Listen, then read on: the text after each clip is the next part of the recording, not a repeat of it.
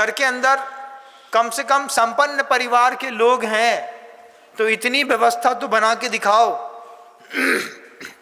कि घर के अंदर कम से कम छने पानी का प्रयोग होता हो।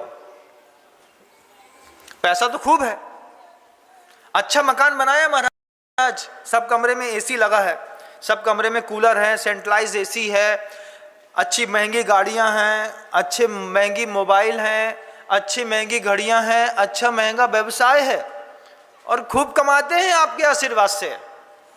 2 कौड़ी का है तुम्हारा पैसा। कीमत क्या है कि घर के अंदर अहिंसा की तुम्हारी प्रयोगशाला है भाई। तुम्हारा परिवार, तुम्हारा वर्किंग प्लेस, तुम्हारे व्यावसायिक प्रतिष्ठान, ये तुम्हारी प्रयोगशाला है, धर्म की भी और कर्म की भी। तो कर्म की प्रयोगशालाओं में तो बहुत इन्वॉल्वेशन रहता है आपका। धर्म की प्रयोगशाला में बताओ कि घर के अंदर मेरे यहाँ अहिंसा का कैसे पालन होता है। हम जैनी हैं, इस बात का संकल्प करो। अरे घर के बाहर तो बिस्लरी पीते हो, कम से कम घर के अंदर तो शर्म करो कि छना पानी पिएंगे। महाराज आरओ लगाया, बैल की हड्डी होती ना, उसको जैसे चक्की में गेहूं पीसते हैं ऐसे बैल की हड्डी को पीस दिया जाता है। बैल की हड्डी को पीस करके उसमें सिरामिक मिला करके, उसमें कुछ और पदार्थ को मिला करके और बैल की हड्डियों से एक सेक्शन बनाया जाता है। जैसे लंबा लंबा सा जो व्हाइट कैंडल देखते हैं ना, वो व्हाइट कैंडल आरओ में दिखता है, फिल्टर में लगा होता है नीचे। घर के अंदर फिल्टर है, हम बड़े घर के लोग हैं, फिल्टर को पानी पियत, छन्ना से पानी छानवे में शर्म आत है और फिल्टर लेकर के अपने आप को धर्मात्मा समझते हैं। नल का पानी, नाली के पानी एक ही निकलता है, क्योंकि नाली के अंदर ही वो नल के पानी की पाइपिंग होती है, उसी से पूरा सर्वाइव होता है। और जब कभी उसमें कोई गड्ढा या होल हो जाते हैं तो वहीं से जब काला नीला कचरा निकलता है, अरे आज पानी में कचरा आ रहा हो, कचरा नहीं आ रहा हो, नाली आ रही, अब पी लो और इसे गेहूं छान लो, बना लो, रोटी खा लो।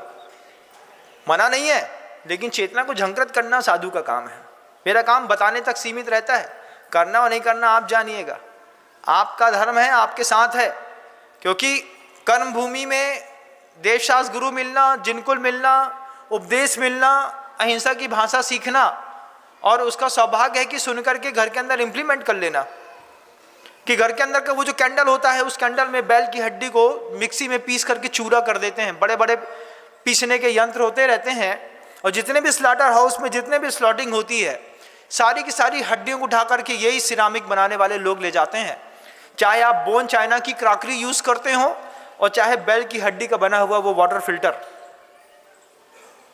पानी डाल दिया, अब उसमें इस तरीके से ऑक्सीजन और गैस छोड़ी जाती है कि उस बैल की हड्डी में बहुत छोटे छोटे छोटे छोटे छेद होना शुरू हो जाते हैं, जो छूने में थोड़ा सा तो क्रिस्पी जैसे थोड़ा से मतलब खुरदुरे से लगते हैं, लेकिन उसमें जब पानी होकर के रिश्ता है तो गंदगी तो यहाँ छूट जाती है एक तरीके की, लेकिन दूसरे तरीके की गंदगी और भावों की जो हिंसा है वो पेट के अंदर तक पहुँच जाती है।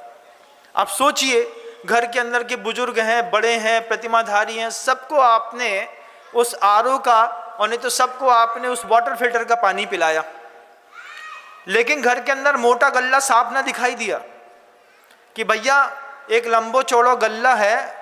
गल्ला मतलब समझते हैं? गल्ला का मतलब पैसा नहीं होता है, गल्ले का मतलब पानी छानने के छन्ने को भी गल्ला कहते हैं, जिससे जल गालन की विधि की जाती है।